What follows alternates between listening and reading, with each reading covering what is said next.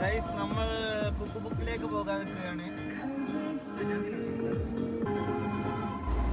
ഷിയാബിൻ്റെ വക 2 പീസൊക്കെ കിട്ടി. നമ്മൾ കുക്ക് ബുക്കിലേക്ക് എത്തി. കുക്ക് ബുക്കിൽ നമ്മൾ ഫ്രൈഡേ വരലുണ്ട്. കാരണം വെച്ചാൽ ഫ്രൈഡേ 10 റിയാലിൻ്റെ ബിരിയാണി പൊളി. അങ്ങനെ കുക്ക് ബുക്കിൻ്റെ ഉള്ളിൽ കയറിയപ്പോഴല്ലേ സീൻ മോനെ ഫുൾ ആൾക്കാർ. ഷിയാബ് അതാ കിളി പാറി നിൽക്കണേ.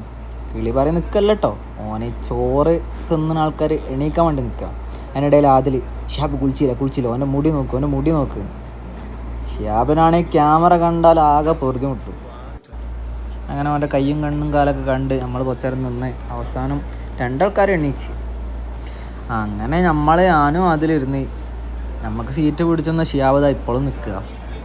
ആ തൊപ്പിക്കാരെ എണീക്കണ്ടേന്ന് സീന്.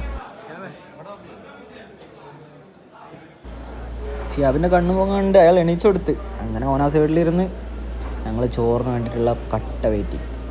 സീൻ. കുക്ക് ബുക്കിലല്ലെങ്കിൽ എല്ലാ ഫ്രൈഡേയും നല്ല ആൾക്കാരാണ്.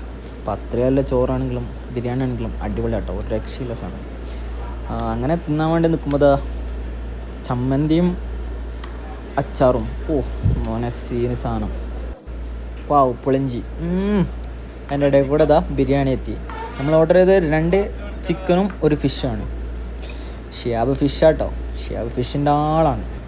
അങ്ങനെ ഫുഡൊക്കെ വന്ന് കുറച്ച് സാലഡും കൂട്ടി ഒരടി അങ്ങ് എടുത്തോട്ടെ. ഷിയാബിന് രാവിലെ കഴിക്കാത്തതുകൊണ്ട് നല്ല വിശപ്പുണ്ടായിരുന്നു.